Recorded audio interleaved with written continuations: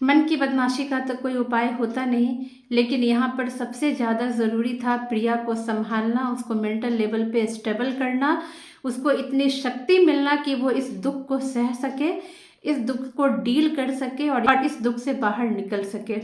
आज अगर ये हीलिंग नहीं हुई रहती तो आप समझ सकते हैं कि प्रिया की लाइफ का क्या टर्न होता।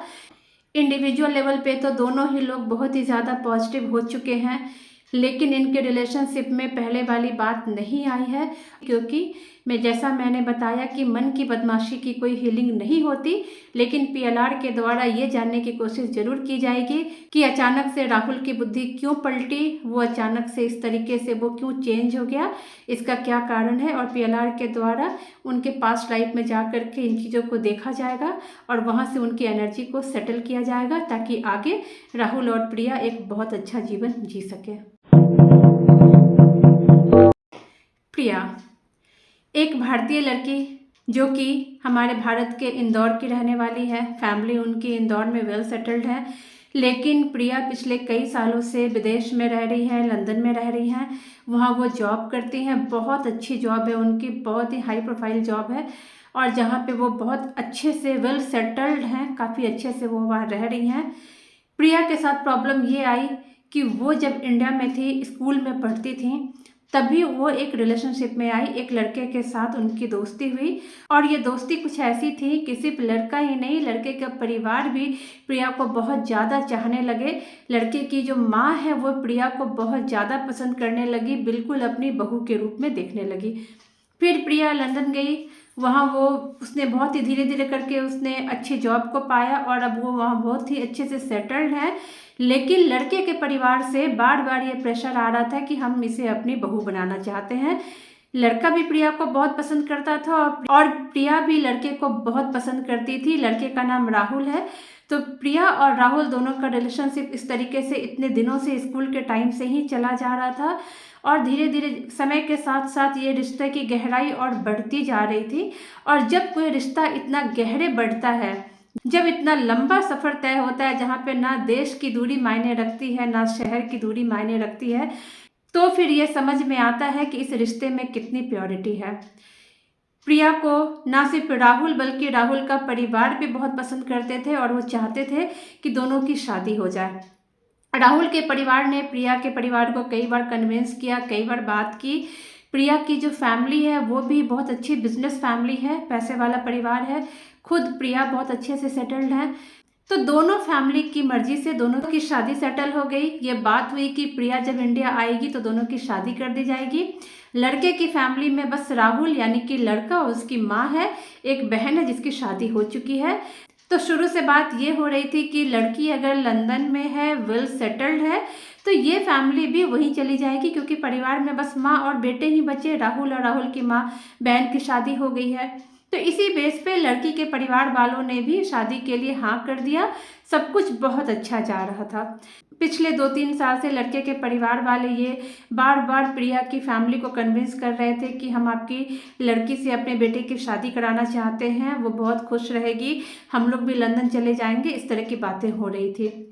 तो फिर लड़की के फैमिली वाले भी रेडी हो गए दोनों की शादी के लिए। फिर बात हुई, प्रिया को जब इंडिया आना था तो उनकी शादी हुई, काफ़ी धूमधाम से शादी दोनों की हुई। लेकिन शादी के कुछ दिन पहले, जस्ट कुछ दिन पहले, लड़के ने यानी कि राहुल ने प्रिया से कहा कि देखो, बात तो अभी तक यही थी कि हम लोग आ जाएंगे, लेकिन अभी मेरा बिजनेस यहाँ बहुत अच्छा चलने लगा है। मीनवाइल राहुल ने भी अपना इंडिया में बिजनेस खोल लिया था। तो उसने प्रिया को शादी के जस्ट कुछ दिन पहले कहा कि मेरा बिजनेस यहाँ बहुत अच्छा चल चुका है, अब मैं इसे छोड़ करके वहाँ नहीं आना चाहता, तो अब तुम देख लो तुम्हें क्या करना है। अगर तुम ये सोच रही हो कि मैं वहाँ पे आ जाऊँगा तो फिर वो नहीं हो पाएगा, तो अब तुम देख लो तुम्हें क्या करना है। अगर तुम अभी भी चाहो तो शादी से पीछे हट सकती हो। 7-8-9 साल का टाइम बहुत लंबा होता है, और जब इतने समय कोई रिलेशनशिप में रहते हैं तो वो इमोशनली बहुत ज़्यादा अटैच्ड हो जाते हैं। और ख़ास करके जब इतने समय के बाद ये लगता है कि अब शादी तय हो गई है, तब कोई भी पीछे नहीं हटना चाहता। प्रिया भी पीछे नहीं हटी, उसने कहा कोई बात नहीं है, इसको बाद में देख लेंगे। यहाँ पर बात ये हुई कि प्रिया ने ये बात अपनी फैमिली वालों से भी डिस्कस नहीं की कि राहुल ने उसे ऐसे बोला है। अगर वो उस वक्त भी ये बात अपनी फैमिली को बता देती तो इसकी फैमिली कोई ना कोई सॉल्यूशन जरूर निकाल लेती, लेकिन प्रिया ने ये बात अपनी फैमिली को नहीं बताई कि राहुल अभी एंड मोमेंट पे ऐसी बातें कर रहा है। प्रिया ने इस चीज़ को उतना सीरियसली नहीं लिया, या लिया भी तो उसे ये लगा कि वो इस चीज़ को टैकल कर लेगी बाद में। काफ़ी धूमधाम से दोनों की शादी हो गई। शादी के 1 सप्ताह 1.5 सप्ताह के बाद प्रिया वापस से लंदन लौट गई। वो वहाँ पे जॉब में थी ही, मैंने बताया। राहुल यहाँ इंडिया में रह गए। अचानक से पता नहीं क्या हुआ, राहुल के व्यवहार में बहुत ज़्यादा परिवर्तन आ गया। राहुल प्रिया के साथ बहुत ही ज़्यादा र्यूडली बातें करने लगा, बिल्कुल उसे अवॉइड करने लगा, शिकायतों का पुलिंदा खोलने लगा। जब प्रिया ने ये जानना चाहा कि अचानक से राहुल को क्या हो गया, वो क्यों नहीं बातें कर रहा है, तो राहुल एक के बाद कई सारी शिकायतें बोलने लगा। तुमने ऐसे किया, मुझे तुम्हारी बात बुरी लगी। इनफैक्ट वो प्रिया से भी खुल के बातें नहीं कर रहा था। उसके ये बिहेवियर इस तरीके के हो रहे थे, और वो प्रिया की मम्मी को ये सारी बातें बोला। जब प्रिया की मम्मी ये जानना चाही कि वो क्यों नहीं बात कर रहे हैं, क्यों नहीं प्रिया का फ़ोन उठा रहे हैं, क्यों उसे हर जगह से ब्लॉक करके रखा हुआ है, तो राहुल ने प्रिया की मम्मी को प्रिया की ढेर सारी शिकायत की कि मुझे उसकी ये चीज़ पसंद नहीं, उसने ऐसे किया, उसने ऐसे किया। राहुल के साथ साथ राहुल की मम्मी ने भी इस चीज़ में सपोर्ट किया कि हाँ उसने ऐसे किया, वैसे किया।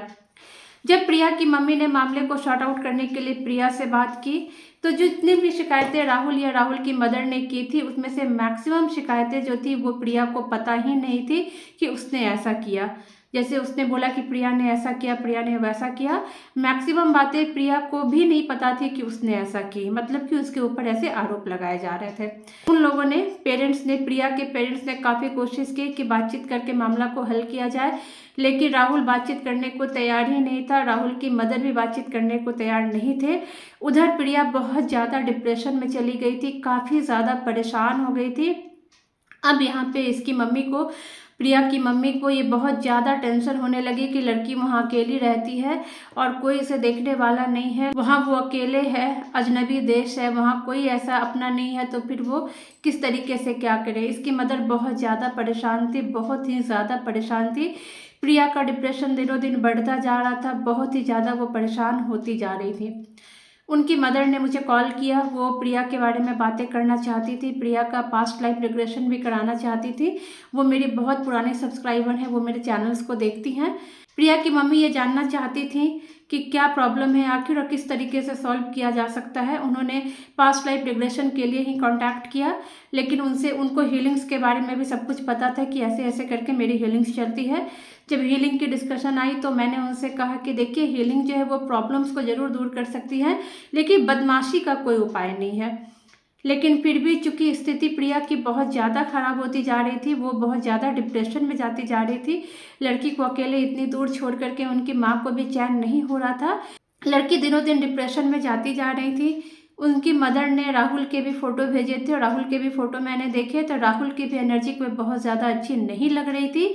ऐसा लग रहा था कि इसके ऊपर भी काफ़ी सारी नेगेटिविटी है, बहुत ही ज़्यादा वो नेगेटिव हो चुके हैं, बहुत ही ज़्यादा। राहुल का चेहरा, उनकी आंखें, सब कुछ देख करके बहुत ही ज़्यादा नेगेटिव थे वो, और प्रिया की जो हालत ख़राब थी वो तो थी ही। तो फिर प्रिया की मदर ने चाहा कि इनकी हीलिंग की जाए। तो जब सारी बातें मैंने सुनी तो मैंने कहा कि यहाँ पे तो बदमाशी ज़्यादा दिख रही है प्रॉब्लम से ज़्यादा। मतलब मैंने राहुल की साइड से कहा कि बदमाशी की तो कोई हीलिंग नहीं होती। तो मैंने उनको ये कहा कि 1 वीक की हीलिंग देख के पहले देखते हैं, अगर इस 1 वीक में कुछ पॉजिटिव चेंजेस आते हैं तो ही हीलिंग आप कंटिन्यू करेंगे। तो उनकी मदर ने कहा ठीक है। इस बीच उन्होंने प्रिया के PLR के सेशन भी बुक कर लिए थे। तो फिर इन दोनों की ज्वाइंट हीलिंग चली, प्रिया और राहुल दोनों की ज्वाइंट हीलिंग चली। उसके बाद जब हीलिंग चली तो 1 वीक होते होते प्रिया में थोड़े बहुत पॉजिटिव चेंजेस इनकी मदर को दिखने लगे। जैसा कि मैंने कहा था कि अगर आपको पॉजिटिव चेंजेस दिखे तो ही आप आगे के सेशन बुक करना, क्योंकि जो भी निगेटिविटी है वो तो कंप्लीट रूप से ख़त्म हो जाएगी, बिल्कुल ख़त्म हो जाएगी। लेकिन ये वहीं तक ख़त्म होगी जहाँ तक वाकई में प्रॉब्लम है। जहाँ से मन का जिद या बदमाशी आ गई वहाँ पे वे चीज़ें असर नहीं होगी, क्योंकि मन की जिद या बदमाशी का तो वैसे भी कोई उपाय नहीं है दुनिया में। तो 1 वीक के बाद जब इनकी मदर ने बताया कि प्रिया की जो हालत है वो थोड़ी सी स्थिर दिख रही है, पहले से वो थोड़ा थोड़ा हल्का हल्का सा पॉजिटिव हुई हैं। फिर उन्होंने खुद से 1 वीक का सेशन और आगे का बुक कर लिया और वहाँ पे 1 वीक का और सेशन चला। फिर ये 1 वीक के बाद मुझे राहुल की भी एनर्जी थोड़ी सी पॉजिटिव दिखी, तो मैंने इनकी मदर से बोला कि मुझे राहुल की हीलिंग के दौरान ही, मैं जब मेडिटेशन में रहती हूँ तो मुझे चीज़ें दिखनी शुरू हो जाती हैं, तो मैंने इनकी मदर को बोला कि मुझे आज राहुल की एनर्जी ठीक दिख रही है, काफ़ी बेटर दिख रही है। प्रिया की तो हो ही रही है और प्रिया की तो आप भी बता रहे हैं। आप मुझे राहुल का एक फ़ोटो भेजिए, मैं देखना चाहती हूँ कि क्या वाकई में उनमें चेंजेस आए हैं, क्योंकि हीलिंग के पहले वाले फ़ोटो मेरे पास थे। तो उनकी मदर ने कहा कि ठीक है, मैं कोशिश करती हूँ उनकी फ़ोटो निकालने की, क्योंकि राहुल ने सबको ब्लॉक करके रखा था, कांटेक्ट नहीं था। एनी हाउ इनकी मदर ने अरेंज करके राहुल के रिसेंट पिक भेजे, जो सेम डे के पिक थे उन्होंने भेजे। हाँ, एक बात मैं और बता दूं यहाँ पे कि राहुल की बीच बीच में प्रिया से बात होती थी, लेकिन वो बात भी सिर्फ प्रिया ही करती थी, क्योंकि राहुल उन्हें ब्लॉक करके रखता था। बीच बीच में कभी उनका मन हो तो वो उसे अनब्लॉक कर देता था। तो ये इस तरीके से चीज़ें करती थी कि राहुल के मन पे चीज़ें होती थी, कभी ब्लॉक कर दिया, कभी अनब्लॉक कर दिया, कभी बात किया, कभी नहीं किया। तो सेम डे की पिक इनकी मदर ने कहीं से अरेंज की और इनकी मदर ने खुद ही देखा कि राहुल में बहुत ज़्यादा चेंज आ चुके थे। 2 वीक्स पहले जो पूरी तरीके से निगेटिव दिख रहे थे, वो काफ़ी उनके चेहरे पे एक चमक भी आ गई थी और पॉजिटिविटी साफ झलक रही थी। इनकी मदर ने खुद ही ये चीज़ नोटिस किया। मैंने उनसे कहा कि आप खुद ही मुझे बताइए कि कैसा लग रहा है, तो इन्होंने देखा तो इन्होंने कहा कि उन्हें भी राहुल की एनर्जी बहुत अच्छी दिख रही है।